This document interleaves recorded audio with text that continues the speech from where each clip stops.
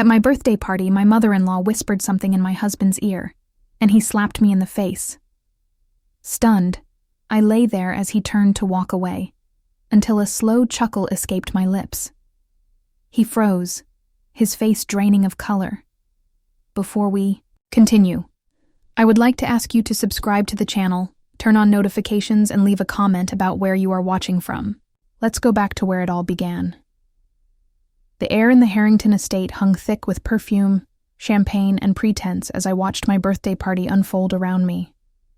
Not just any birthday party, a carefully orchestrated power play disguised as a celebration, with me as both the guest of honor and the unwitting pawn. At least, that's what my mother-in-law, Isabella Harrington, had planned.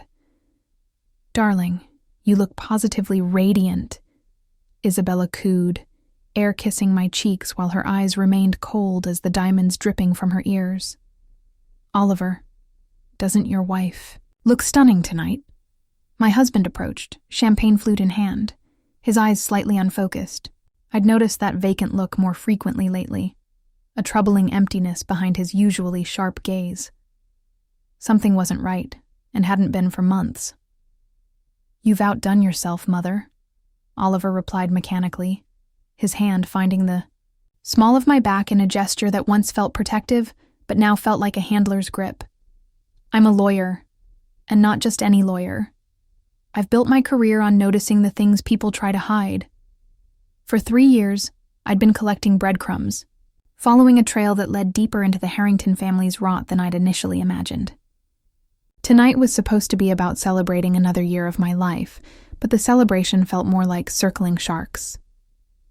"A toast to Olivia," Isabella announced, raising her crystal flute as the room of Boston's elite turned their attention toward us, who has brought such interesting perspectives to our family.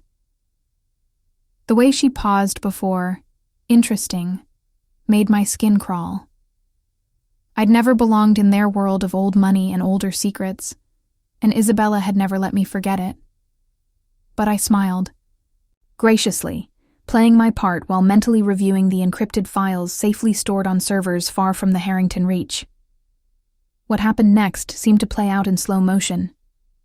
Isabella whispered something in Oliver's ear, her red-painted lips forming words I couldn't hear. Oliver's posture changed instantly. His shoulders stiffened, his jaw clenched, and something cold and unfamiliar flashed across his face. "You've betrayed us all," he said, voice flat and mechanical, before his open palm connected with my cheek with a crack that silenced the room. Gasps echoed around us as champagne glasses froze midway to lips. Smartphone cameras rose instinctively, capturing the moment from every angle. The physical pain barely registered. What struck me harder was the confirmation of everything I'd suspected. Oliver wasn't just complicit. He was a victim himself. Didn't cry. I didn't shrink away. Instead, I laughed, a clear ringing sound that cut through the shocked silence like a knife. "Thank you, Oliver," I said, loud enough for everyone to hear. "You've just confirmed everything." Isabella's carefully composed face cracked just enough for me to see the panic beneath. She knew in that moment that her perfectly orchestrated power play had just backfired spectacularly. What she didn't know was that this party, my birthday party, wasn't just a celebration. It was the beginning of the end for the Harrington dynasty, and I had front-row tickets to the show. The room was still frozen in that moment of shock when I locked eyes with Isabella across the crowd. Behind her practiced society smile, I could see the wheels turning. Damage control, reputation management, how to spin this into another narrative where I was the villain. She'd been doing it for years. But tonight was different. Tonight, I held all the cards. "You know, for 3 years, I've been wondering if I was crazy," I said, my voice carrying across the now silent ballroom. I touched my cheek where Oliver's handprint was surely forming. Wondering why my brilliant, kind husband would sometimes turn into someone I didn't recognize at all. Oliver stood beside me, blinking rapidly as if coming out of a trance. Confusion clouded his features as he stared at his own hand in horror. "Olivia, I don't know why he stammered, the programmed rage draining from his system as quickly as it had appeared. I know, sweetheart, I said softly, squeezing his arm. It's not your fault, it never was. I'd spent 3 years meticulously building my case, late nights examining financial records, clandestine meetings with former Harrington employees, and carefully documented patterns of behavior. What had started as a strange suspicion when I noticed irregularities in the family trust had evolved into the most disturbing investigation of my career. Would anyone like to know what I found in Dr. Whitley's private files? I called out to the room of stunned socialites and business titans. The very same people who had always looked at me as an outsider, a gold digger who'd somehow trapped the Harrington heir. The detailed protocols for psychological conditioning that's been used on Oliver since he was 7 years old. Dr. Whitley himself was present, standing near the bar with his whiskey now frozen halfway to his lips. The family's trusted therapist. For over 30 years, a man who had built his reputation on helping Boston's elite with their troubled children. What no one knew was how many of those children had been deliberately troubled by his methods first. I have the recordings, Doctor, I said, meeting his eyes across the room. The ones where you and Isabella discuss the reinforcement sessions. The trigger phrases, the planned responses. The doctor set down his glass and began moving toward the exit, only to find his path blocked by 2 men who had been posing as catering staff all evening. Trusted colleagues from my former days, at the DA's office. What are you talking about? Isabella's voice cut through the murmurs, her practiced tone of aristocratic dismissal still intact. Oliver, your wife is making a scene. Perhaps she's had too much to drink. But Oliver wasn't responding to her cues anymore. He was staring at his mother with dawning horror, fragments of memories seemingly reassembling themselves in real time. The sunroom sessions, he whispered, his voice small like a child's. Every Sunday afternoon from when I was 7 until I left for college.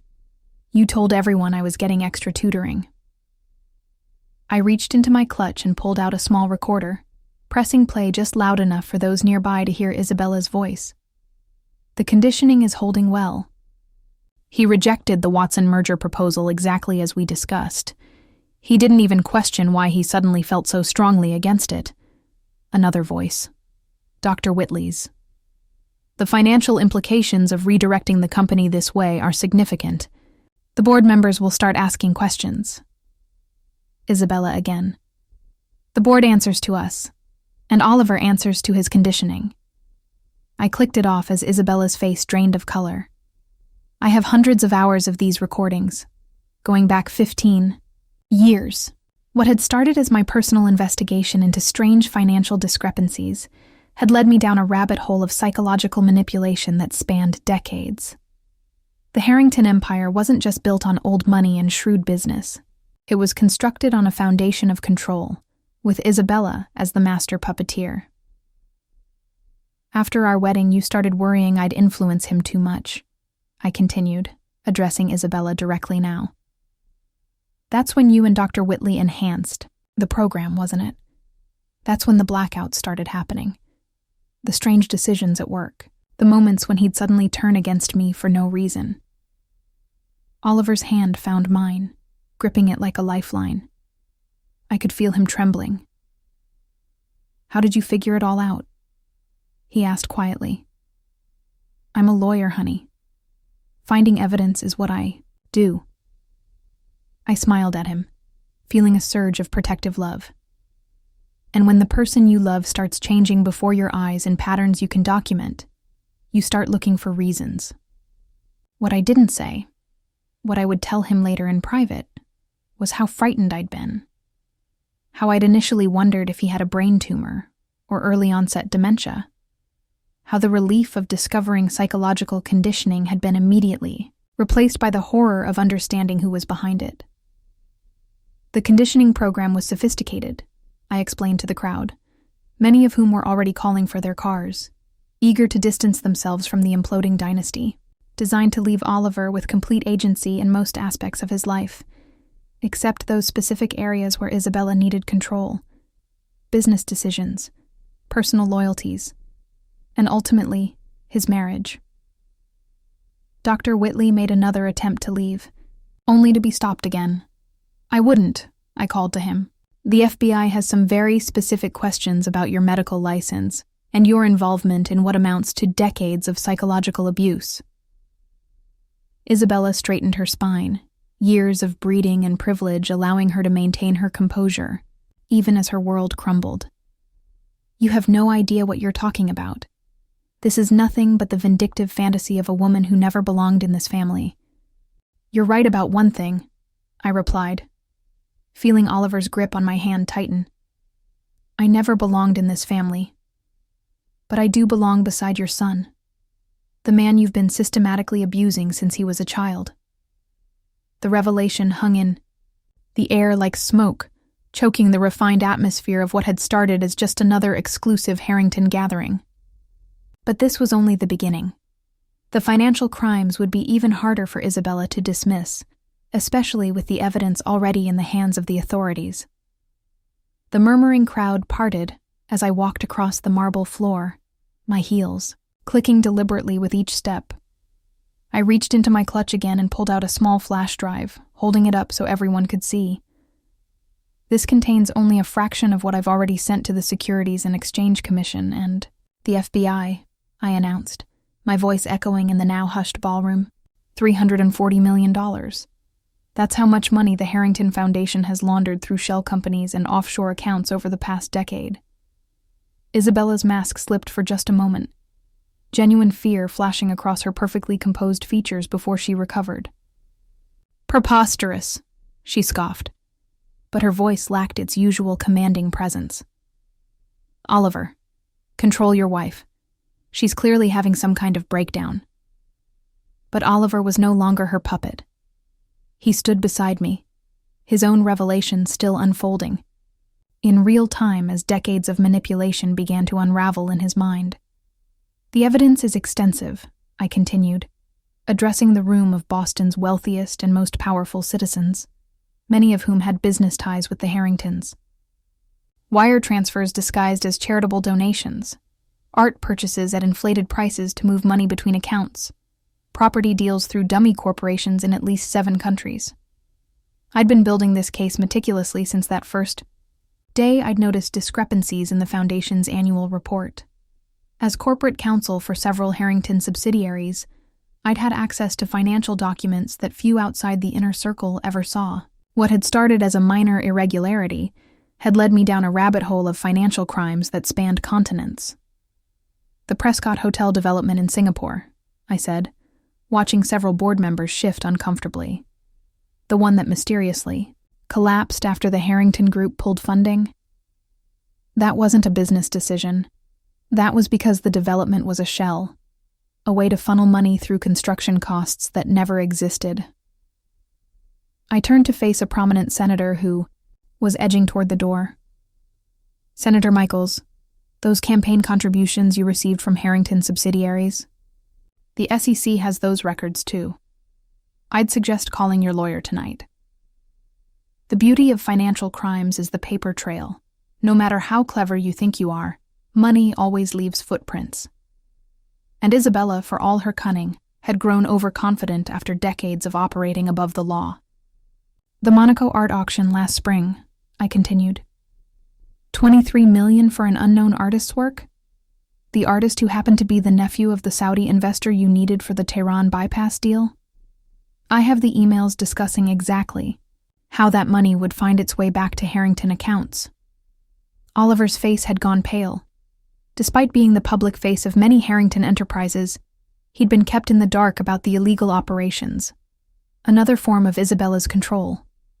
Keep him visible but unaware, the perfect figurehead who couldn't expose what he didn't know. "I don't understand," he said quietly. "I signed off on those projects." "You did," I confirmed gently. "Under their influence.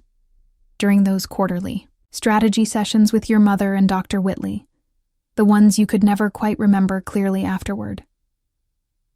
The room had grown noticeably emptier as guests found urgent reasons to leave, not wanting to be associated with what was clearly becoming a spectacular downfall. Those who remained were either too shocked to move or too implicated to run. The insider trading is perhaps the most brazen, I said, my lawyer's training allowing me to lay out the evidence with clinical precision despite the personal stakes. 17 separate instances where Harrington companies made massive stock purchases or sales just days before market-moving announcements. The statistical probability of that happening by chance is virtually zero. I'd worked with forensic accountants in secret for months, unraveling the complex financial web. One of them, a former SEC investigator, had told me it was the most sophisticated scheme he'd seen in 30 years. But sophisticated doesn't mean undetectable. The Westlake merger last year, I said, looking at a board member who had suddenly found his champagne glass fascinating. You all shorted Westlake stock 3 days before announcing the deal was falling through. The stock plummeted 42% in a single day. And then, miraculously, the merger was back on 2 weeks later after Harrington subsidiaries had acquired controlling interest at rock-bottom prices. Isabella's lips had formed a thin, bloodless line. These are complex business matters that you couldn't possibly understand. Making them sound nefarious doesn't make them illegal. No, I agreed. What makes them illegal is the deliberate manipulation of markets, the falsifying of financial statements, and the bribing of foreign officials, all of which is documented in excruciating detail in the evidence I've provided to authorities. I glanced at my watch. Timing had been everything in this plan.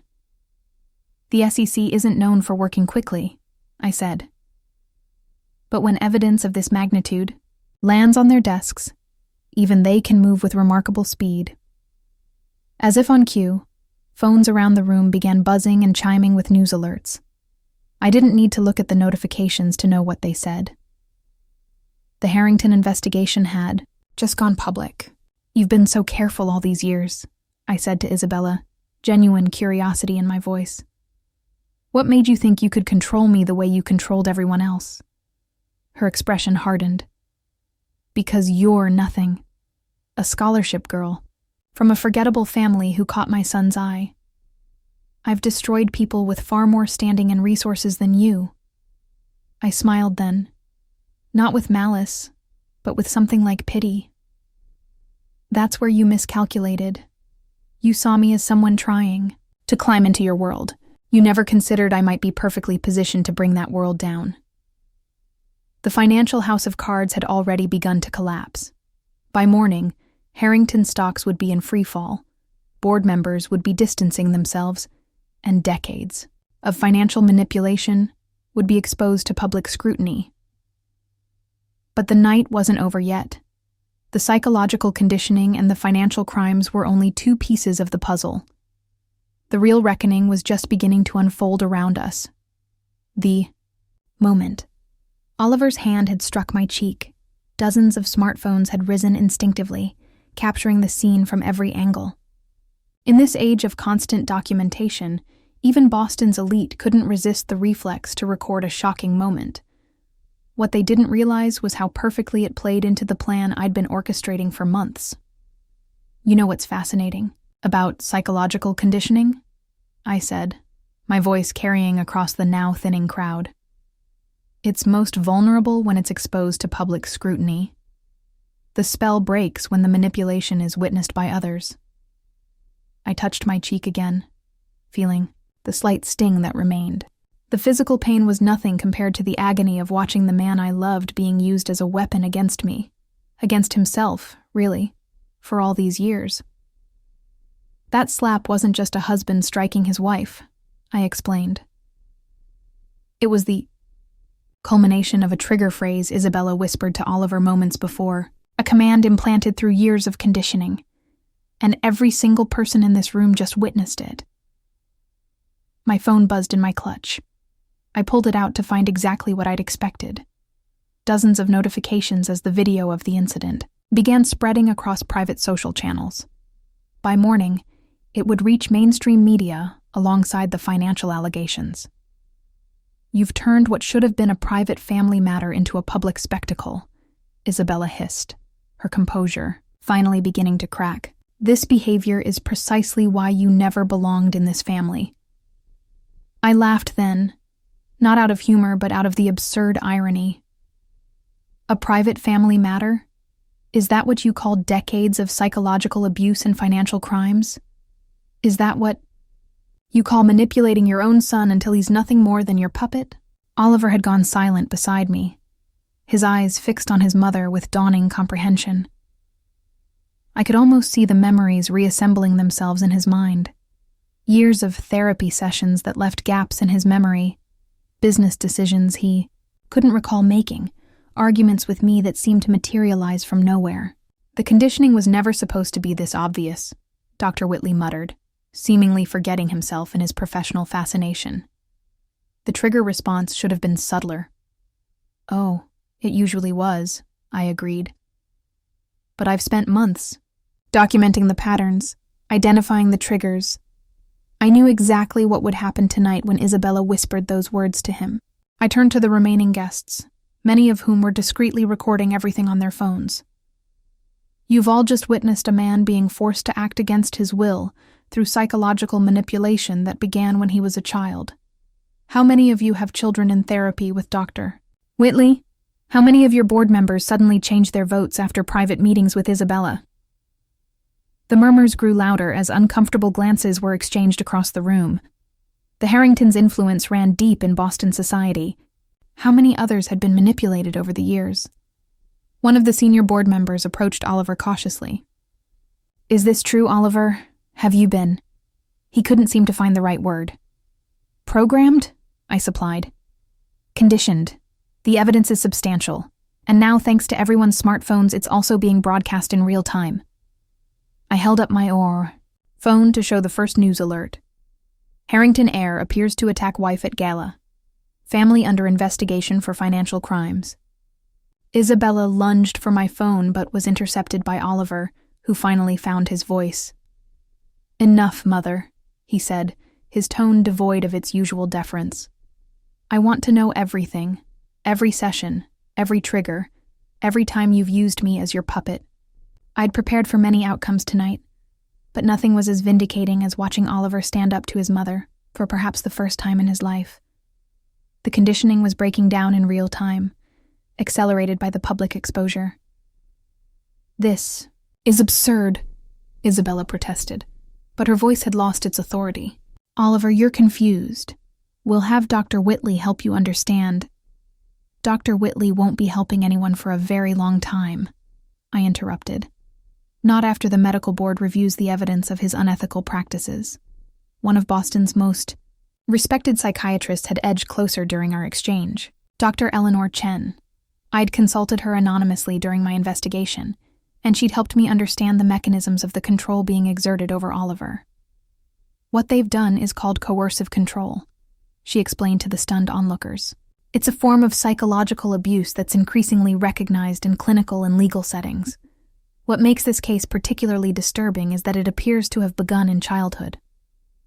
Oliver's hands were trembling, but his voice was steady when he spoke.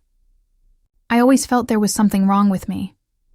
Moments I couldn't account for. Decisions I made that didn't feel like my own. He turned to me, his eyes clearing as if seeing me truly for the first time in months. You knew. You figured it all out. Why didn't you just leave? I took his hand in mine, feeling the tremors subsiding at my touch. Because I love you, and because no one deserves to be puppeteered through their own life. The videos were spreading faster than Isabella could possibly contain them. Her carefully crafted public image, the philanthropist, the matriarch, the business visionary, was disintegrating with each share, each retweet, each shocked comment.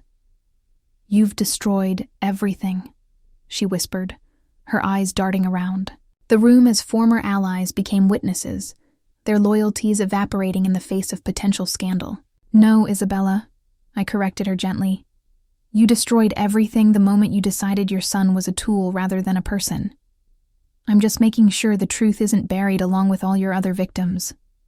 As I said those words, I noticed several former Harrington employees who had arrived discreetly during the commotion, people who had reached out to me over the months with their own stories of manipulation and coercion. They stood quietly at the edges of the room, finally witnessing the unmasking of the woman who had controlled their lives for so long. The timing couldn't have been more perfect. The public humiliation, the financial revelations, the psychological exposure, all converging in a perfect storm that not even the mighty Harringtons could weather. The empire built on control was collapsing, because that control had finally, irrevocably slipped away. And as I stood in the eye of the storm I'd created, I felt not triumph, but a profound sadness for the years that had been stolen from the man I loved, and a fierce determination that Isabella would never control another life again.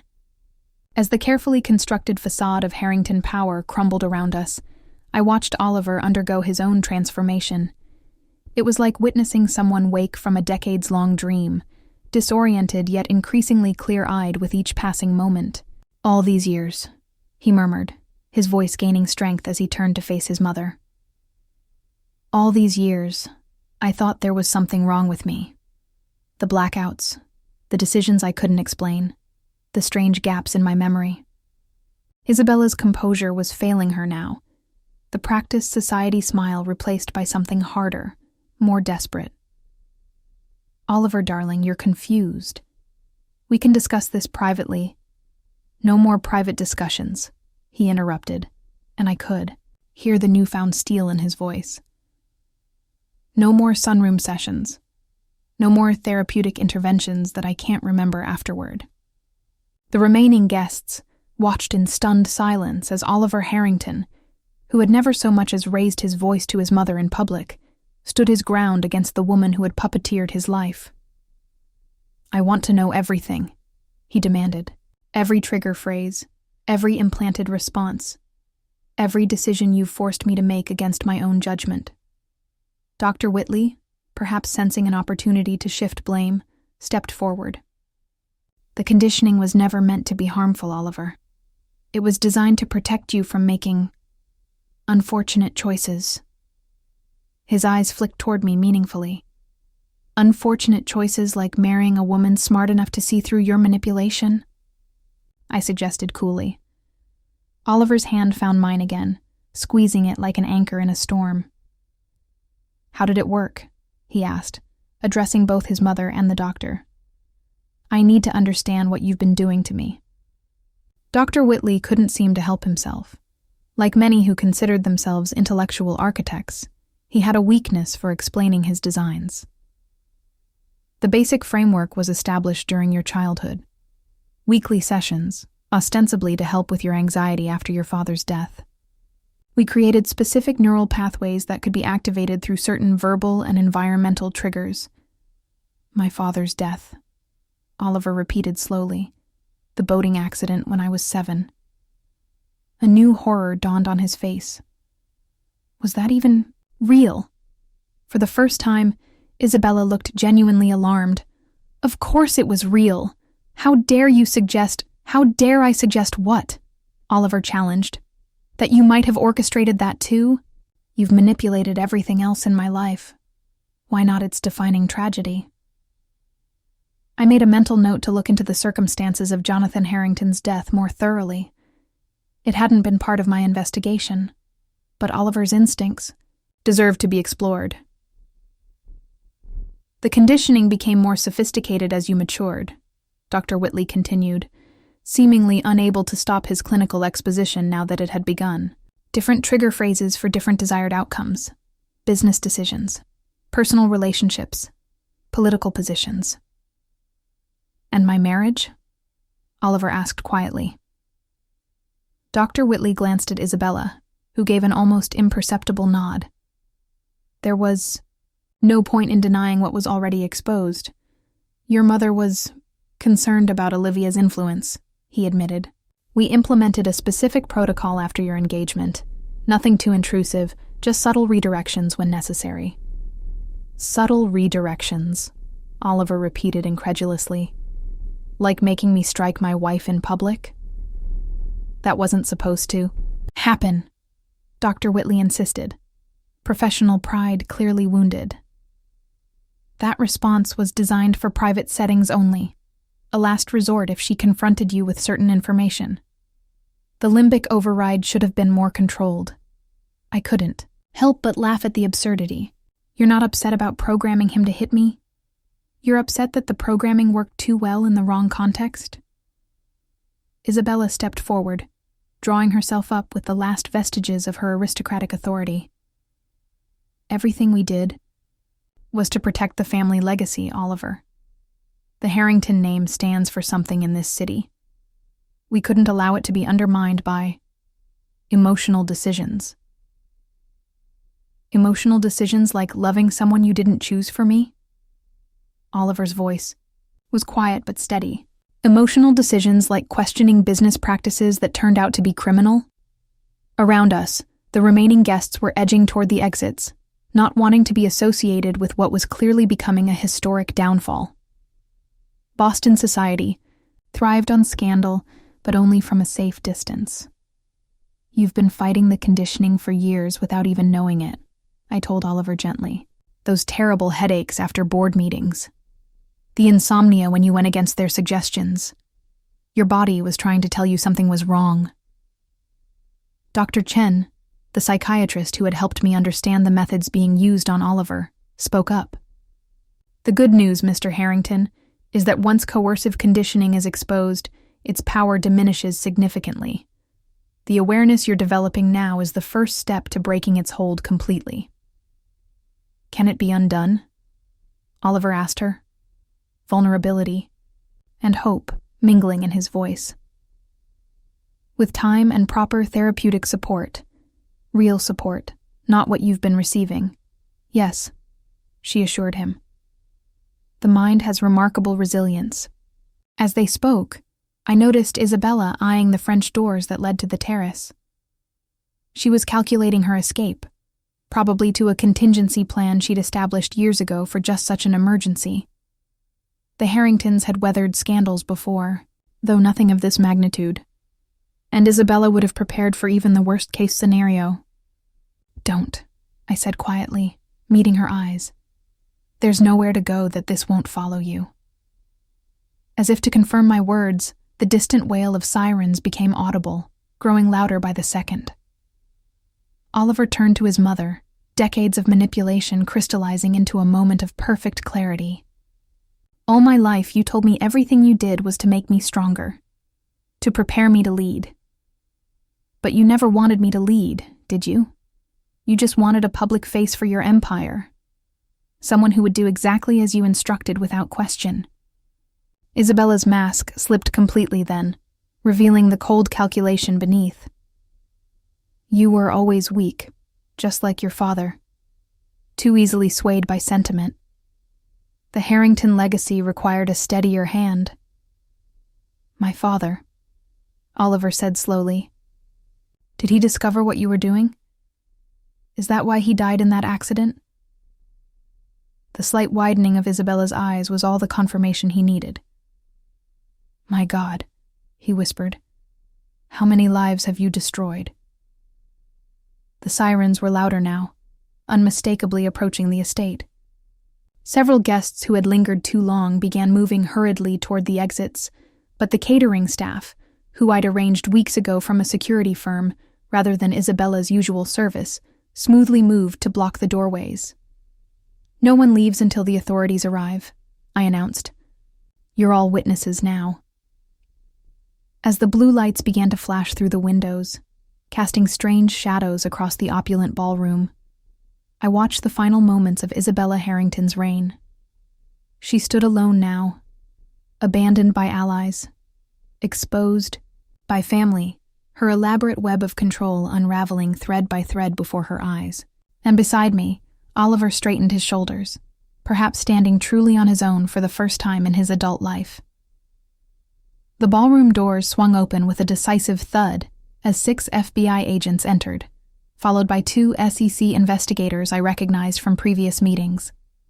The lead agent, a woman with a no-nonsense demeanor and impeccable suit, scanned the room before her eyes landed on me. Mrs. Harrington? She inquired, though I could tell she already knew exactly who I was. Special Agent Ramirez, I acknowledged with a nod. We'd spoken extensively over encrypted channels during the past months, but this was our first face-to-face meeting. Right on time. As the agents moved efficiently through the room, Isabella's face transformed into a mask of betrayal and fury. "You've been working with them all along," she said, her voice barely above a whisper. "My own son's wife." "For nearly a year," I confirmed, "ever since I found the first discrepancies in the Eastview project financials. Those discrepancies had been small, just a few numbers that didn't quite add up, but they'd been enough to trigger my lawyer's instincts. What had started as professional curiosity had evolved into the most important investigation of my life when I realized the extent of corruption surrounding the man I loved. My phone buzzed with incoming notifications. The news was breaking wide open now. Multiple alerts from major networks about the Harrington investigation, the arrests at the gala, the financial allegations. What had been Boston's most powerful family was now its most notorious. "Isabella Harrington," Agent Ramirez announced. "Formally, you're under arrest for securities fraud, wire fraud, money laundering, and conspiracy to commit financial crimes. You have the right to remain silent." As the Miranda rights were read, I watched the remaining guests react with varying degrees of shock, horror, and, in some cases, barely concealed satisfaction. The Harringtons had accumulated their share of enemies over decades of ruthless business practices. Dr. Whitley was being handcuffed nearby, his professional demeanor crumbling as an agent confiscated his phone. "This is a misunderstanding," he protested. "My work with the Harrington family was entirely therapeutic in nature." "We have your records, doctor," another agent informed him. "All of them, including the ones you kept in that hidden safe in your lake house." Oliver watched the scene unfold with an expression I couldn't quite read. Part relief, part grief, part something else entirely. His world was imploding around him. Yet I could see a new clarity in his eyes, as if each revelation was burning away the fog that had surrounded him for decades. "Will I be arrested too?" he asked me quietly. "There must be documents with my signature on them." I shook my head. "You're considered a victim in this case, not a perpetrator. The FBI understands the nature of the psychological control that was exerted over you."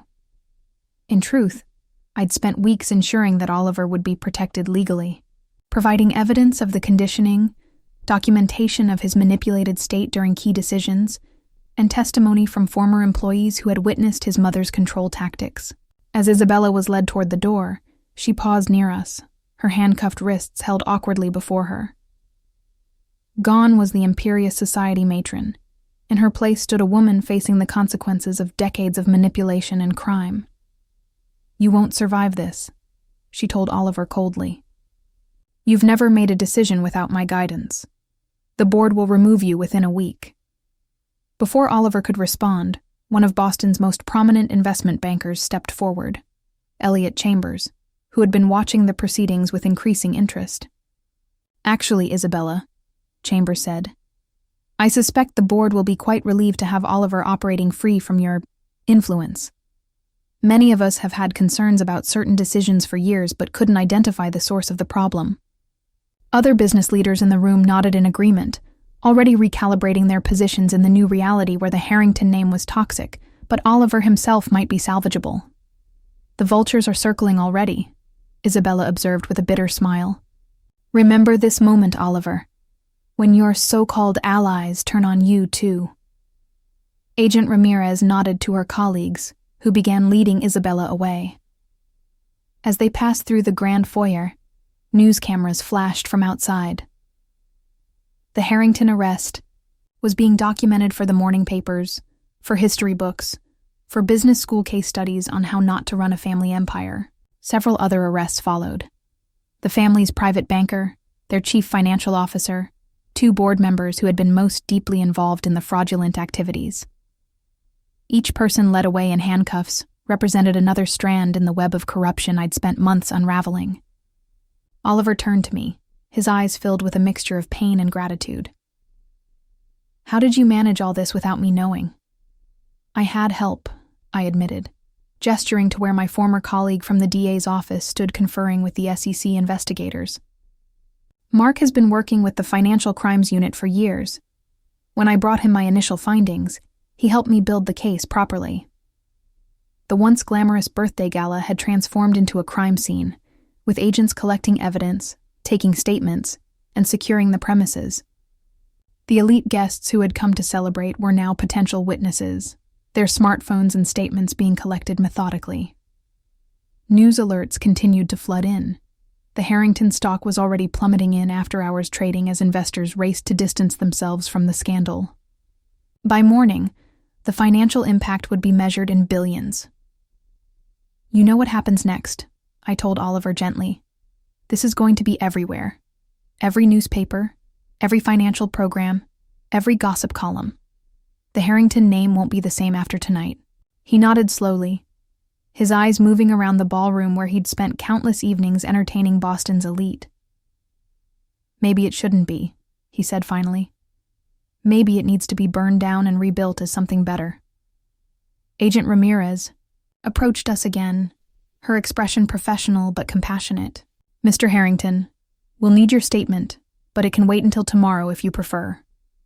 We understand this has been overwhelming." Oliver straightened his shoulders. "No, I want to do it now. I want to help however I can." As he spoke with the agent, I watched the last of Isabella's inner circle being led away in handcuffs. The empire she'd built through manipulation and fraud was crumbling in real time, bank accounts being frozen, assets being seized, allies becoming informants in hopes of leniency. My phone buzzed with a text from my investigative partner. "Turning state's evidence already. CFO singing like a canary." The dominoes were falling faster than even I had anticipated. Outside, the media presence was growing by the minute as word spread of the arrests. Satellite trucks lined the stately drive of the Harrington estate, their lights illuminating the grand facade in harsh, unforgiving clarity. By morning, the Harrington name would be synonymous with one of the largest financial scandals in Boston's history. But for Oliver, this night marked something else entirely. The first step toward freedom from a lifetime of invisible chains. "And what about the company?" another reporter pressed. "Will you remain as CEO?" "No," Oliver said simply. "I've submitted my resignation effective immediately. The board will appoint new leadership while I focus on more important things." Those more important things included his own healing, our marriage, and the foundation that would become his life's work. The Harrington business empire would continue under new management, slowly rebuilding its reputation without the shadow of Isabella's influence. As our car pulled away from the courthouse, Oliver leaned back in his seat, exhaustion etched on his face. 28 years, he murmured. "She'll be in her 80s when she gets out." "If she lives that long," I said quietly. Isabella's health had deteriorated rapidly in detention, the stress of her downfall taking a physical toll. Oliver nodded, his expression unreadable. The complexity of his feelings toward his mother, a toxic mixture of anger, grief, and the remnants of programmed loyalty, would take years to fully untangle. "What do we do now?" he asked, turning to me with a vulnerability that still surprised me sometimes. I took his hand, feeling the weight of all we'd been through and all that still lay ahead. "We heal," I said simply, "and then we build something better." In the months that followed, the Harrington name gradually faded from the society pages and financial news. The elite who had once courted Isabella's favor now distanced themselves, rewriting their own histories to minimize their connections to the disgraced family. But as the old power structure crumbled, something new began to emerge from the ruins. Oliver, freed from the psychological chains that had bound him since childhood, discovered a natural leadership ability and genuine compassion that had been suppressed for decades. And together, we began the work of transforming tragedy into purpose, using the resources and platform we still possessed to ensure that others would not suffer as we had. Justice had been served in the courtroom, but the true reckoning was only beginning. 3 years after Isabella Harrington's conviction, I stood at the podium in the Grand Hall of Boston's Gardner Museum, surrounded by faces both familiar and new. The space had been transformed for the evening's event, the official launch of the Cognitive Liberty Legal Foundation. When I was a corporate lawyer, I began, smiling at the irony. I never imagined I'd be standing here today. My concerns were contracts, mergers, and the occasional intellectual property dispute. Not the frontiers of psychological freedom. The audience chuckled. Many of them were lawyers themselves, who had made similar transitions from traditional practice to the emerging field of cognitive rights law. But sometimes our paths choose us, I continued, my eyes finding Oliver, in the front row. And when they do, we must find the courage to follow them, no matter how unexpected or challenging they may be. The journey from that fateful birthday party to this moment had been neither straight nor easy. After Isabella's conviction, there had been months of untangling the complex web of Harrington businesses, separating legitimate enterprises from fraudulent ones. Oliver had stepped away from the family business entirely, focusing instead on his recovery and our shared vision for something new. The Cognitive Liberty Legal Foundation begins its work today with 3 core missions, I explained to the gathered crowd of legal professionals, mental health experts, journalists, and survivors. First, to provide legal representation to victims of psychological manipulation and coercive control. Second, to advocate for legislative reform, recognizing these forms of abuse in our legal system. And third, to advance research into detection, prevention, and recovery. On the screen behind me, our foundation's logo appeared, a stylized brain with a key, symbolizing the freedom of thought that should be every person's birthright. The design had been Oliver's idea, a powerful visual representation of what had been stolen from him and what he now fought to protect for others. We've already taken on our first 20 cases, I announced, gesturing to our growing team of attorneys seated nearby, from cult survivors seeking restitution, to victims of manipulative therapy practices, to corporate whistleblowers who face psychological intimidation. The foundation had been funded initially with what remained of my personal savings and Oliver's untainted inheritance from his grandfather.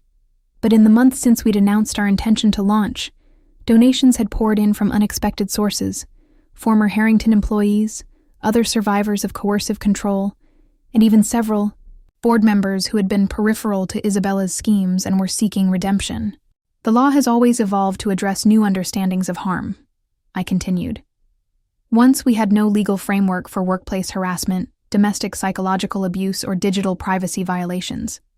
Today, we recognize these as areas worthy of legal protection. Cognitive liberty, the right to mental self-determination, must be next. Among our advisory board were some of the country's leading experts in psychology, neuroscience, and law. Dr. Chen, who had been instrumental in Oliver's recovery, now headed our research division, developing protocols to help legal and mental health professionals identify victims of psychological manipulation. This work is personal for me, I acknowledged, my voice softening.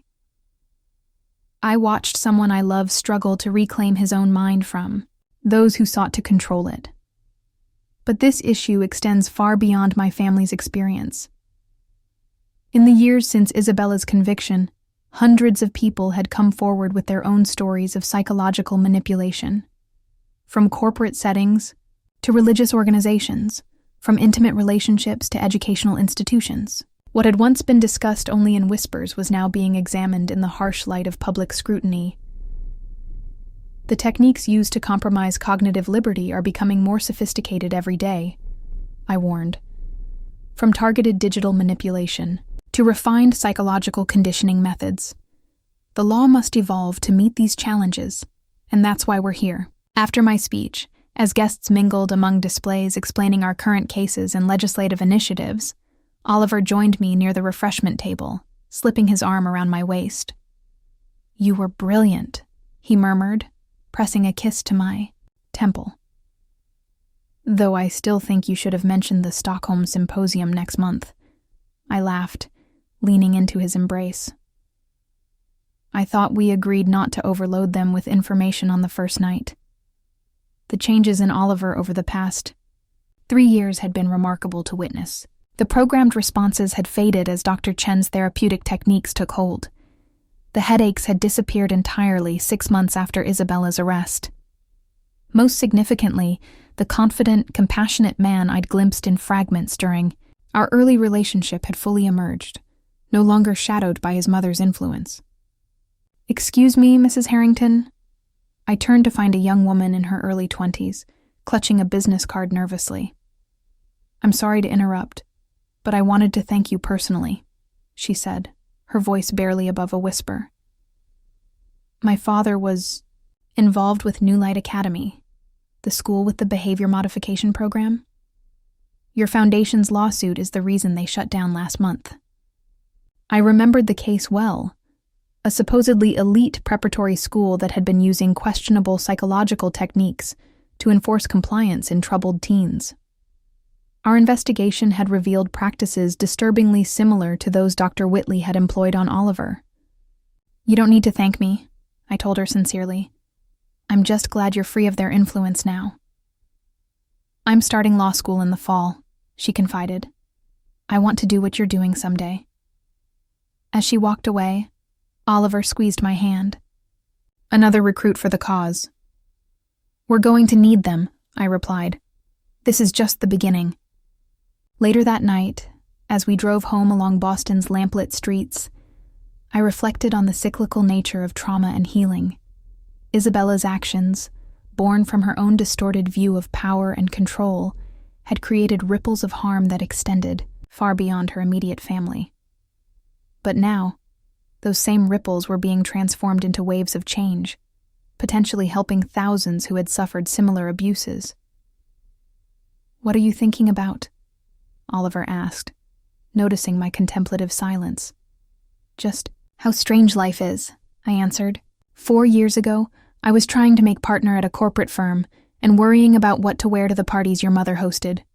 Now you're revolutionizing an entire field of law and making powerful enemies in the process," he finished, with a smile.